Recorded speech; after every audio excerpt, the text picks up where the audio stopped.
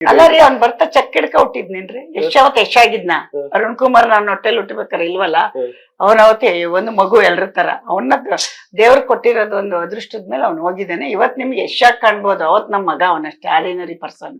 ಒಬ್ಬ ಸಮಾಜದ ಒಂದ್ ಪ್ರಜೆ ಮಾಡೋದು ತಂದೆ ತಾಯಿ ಕರ್ತವ್ಯ. ಅವನ ಅದನ್ನ ನಾವೇ ಮಾಡಿದ್ವು, ಅದು ಬೇಡ, ಒಟ್ನಲ್ಲಿ ಆದ ಎಲ್ಲರಿಗೂ ಒಳ್ಳೆ ವಿಷಯ, ಖುಷಿ ಪಡ್ತಾ ಇದ್ದಾನೆ. ನಮ್ಮ ಕರ್ನಾಟಕಕ್ಕೆ ಒಳ್ಳೆ ಹೆಸರು ತಂದು ಕೊಟ್ಟಿದ್ದಾನೆ, ಅದು ಬೇರೆ. ಬಟ್ ನಾವೇನ್ ಹೇಳ್ತೀವಿ ಅಂದ್ರೆ ಅವನಾಗಿರ್ಬೇಕು ಅಂತಾನೆ ನಾನ್ ಇಷ್ಟಪಟ್ಟು. ಅವ್ರಪ್ಪ ಏನೇ ಹೇಳ್ಬೋದು, ನಾನ್ ಮಾತ್ರ ಅವ್ನಿಗೆ ಇಷ್ಟ ಇರೋ, ಅವ್ನು ಯಾವಾಗ್ಲೂ ಫ್ರೆಂಡ್ ತರ ನನ್ಗೆ. ಕೆಲವು ವಿಷಯದಲ್ಲಿ ಎಲ್ಲಾ ವಿಷಯ ಬಂದು ಡಿಸ್ಕಷನ್ ಮಾಡ್ತಾನೆ, ಮಾತಾಡ್ತಾನೆ, ಅಷ್ಟೇ ಬೈಸ್ಕೊಂಡು ಇದ್ದಾನೆ.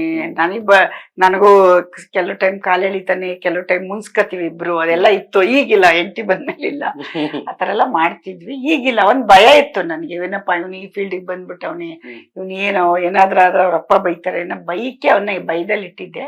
ಬಟ್ ಎಲ್ಲಾ ರೀತಿ ಚೆನ್ನಾಗಾದ್ಮೇಲೆ ಏನಕ್ಕೆ ಅವನೇ ಎಲ್ಲಾರ್ಗು ಬುದ್ಧಿ ಹೇಳಂಗಿದ್ದಾನೆ, ಇನ್ಯಾಕೆ ಬೈ.